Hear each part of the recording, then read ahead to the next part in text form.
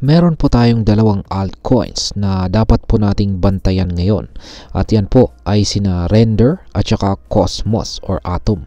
Ayon po sa mga analyst, ang dalawang coins na ito ay nasa isang turning point o isang critical na yugto kung saan maaring magkaroon ng malalaking paggalaw sa kanilang presyo. Pero ano nga ba ang ibig sabihin nito para sa atin bilang mga traders at investors na interesado rito kay Render at saka Cosmos?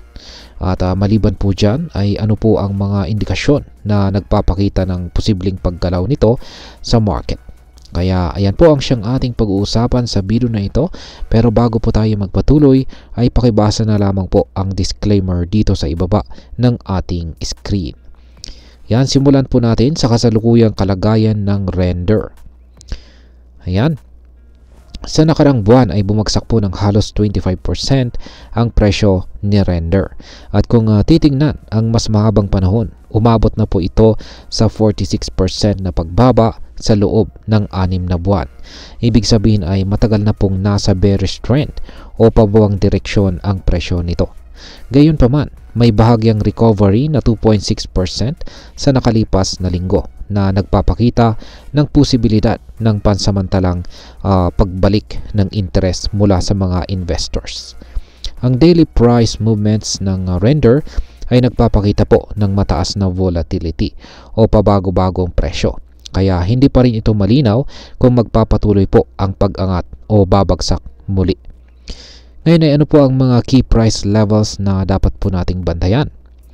Sa kasalukuyan, ang trading range ni Render ay nasa pagitan po ng mga presyong $2.72 at saka $5.48.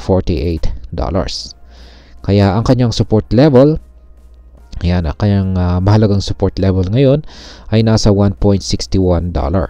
Ibig sabihin, kung babagsak po ang presyo sa puntong ito, maaaring magtuloy-tuloy ang kanyang pagbaba. Ang mahalagang resistance level naman po natin ay nasa $7.13. Kung malalampasan po ni Render ang presyong ito, posibleng magtutuloy-tuloy po ang kanyang uptrend. Bukod dito, ang Relative Strength Index or RSI ni Render ay nasa 45.81. Ito po ay nangahulugang wala pang malakas na trend at hindi pa sobrang oversold o overbought ang asset. Dahil ito ay pinapayuhan po ang mga traders na mag-ingat at hintayin po ang mas malinaw na indikasyon bago po pumasok sa trade. Ayan. Dito naman po tayo kay Cosmos. Ayan, ano naman po ang nangyayari kay Cosmos? Ayan, ang Cosmos ay may mas balancing galaw kumpara kay Render. Sapagkat sa nakarang buwan ay bumaba po ito ng 2.50%, pero sa mas mahabang panahon ay meron po siyang 4.79% na pagtaas sa loob ng 6 na buwan. Sa nakalipas naman na linggo, nakapagtala po ito ng 3.20% na pag-angat kung saan ay nagpapakita ng dahan-dahang recovery. Makikita po dito na bagamat may pababang movement, hindi ito kasing lala ni Render. Sa halip, mas nagmumukhang stable ang takbo ng Cosmos na may kasamang bahagyang paglago. Ngayon ay ano naman po ang mga key price levels para kay Cosmos? Ayan, ang kanyang trading range ay naglalaro po siya sa presyong $3.41 hanggang $6.14. Ayan, ang kanyang pinakamalagang support level naman sa ngayon ay nasa $2.18. Kung babagsak po ang presyo ni Cosmos sa ilalim nito, maaaring lumakas po ang selling pressure. Ang kanyang nagsisilbing mahalagang resistance level naman ngayon ay nasa $7.64. At ang ikalawang resistance, ang kanyang ikalawang resistance ay nasa $10.37. Kung malalampasan po ni Cosmos ang dalawang resistance level na ito, maaari po tayo makita ng mas malaking rally pataas. Pagdating naman po sa RSI ni Cosmos ay nasa 56.55 at ito po ay nagpapakita ng isang mild bullish strength. Ibig sabihin ay may bahagyang optimism sa market pero wala pang sapat na kumpirmasyon ng malakas na uptrend. Ngayon ay may malakihang galaw bang paparating sa crypto market? Ayan.